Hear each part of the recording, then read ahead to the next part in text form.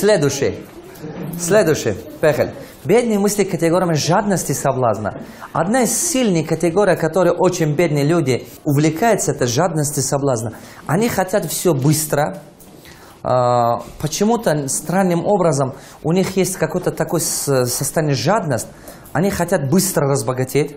Поэтому они чего бы ни делают, они хотят легким путем побыстрее добраться. И хоть это карьера, хоть это богатство. То есть вот это у них очень развито. То есть выбирают путь, который намного, как сказать, да, они ищут где легче. Не где лучше, а где легче. Поэтому большинство бедных людей, если вы внимание обратите, на самом деле у них вот эта сильная жадность, сильный соблазн и так далее, у них не хватает терпения. Они хотят стать успешными, но у них не получается. Они хотят прямо сегодня разбогатеть сразу, за один день. Я из Сикули тот день заходил к нотариусу. А жена узнала, что услуга нотариуса стоит 100 сомони. 100 сомони, говорю, 100 сом. Если доверенность даешь, 100 сом. И она мне делает доверенность, я спрашиваю, сколько? Она говорит, 1000 сом. Она решила за одну доверенность разбогатеть. Я у нее спрашиваю, я говорю, у вас такая дорогая услуга, у нас даже в Бишкеке такой нету. Она говорит, да, вы у меня много вопросов задали.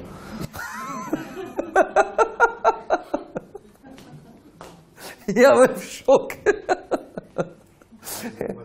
А? Ну, я платил ей.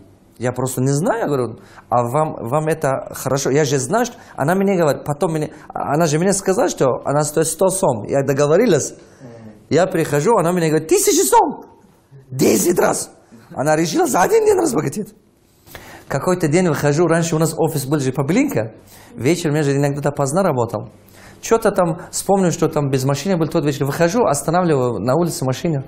И кто-то останавливает меня. Я говорю, до филармонии, я там говорю. И я говорю, сколько? Он говорит, 300 сом. Я говорю, обычно, это было 3-4 года назад еще. 100 сом, 50 сом взяли тогда. Я говорю, почему так дорого? Он говорит, да какая теперь разница? У тебя же есть деньги. Что, тебе жалко давать?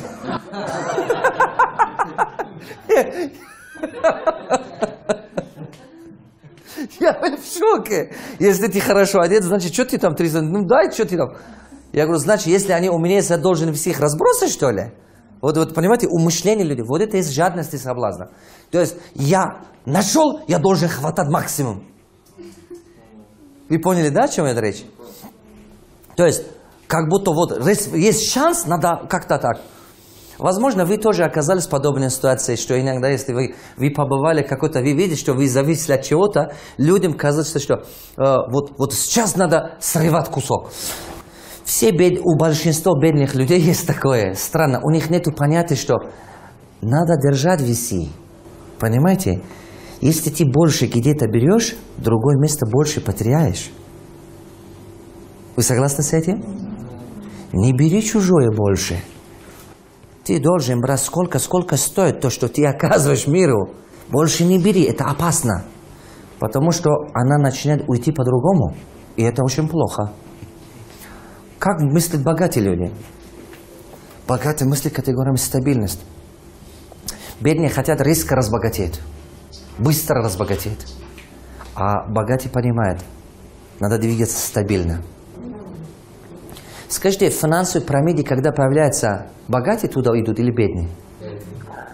Вы это заметили? Вы хотели бы видеть, что Салимбеков там ходит по финансовой пирамиде? Вы видели когда-нибудь, что там кто-то-нибудь из них там был? Или там Шоро, или кто-то-нибудь? Нет.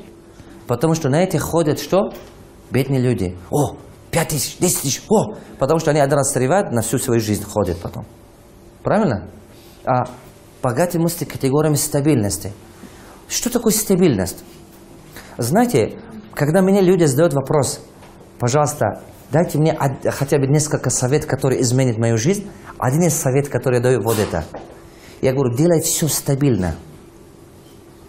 Научись понять формулу стабильности. Например, как? Послушайте меня, пожалуйста.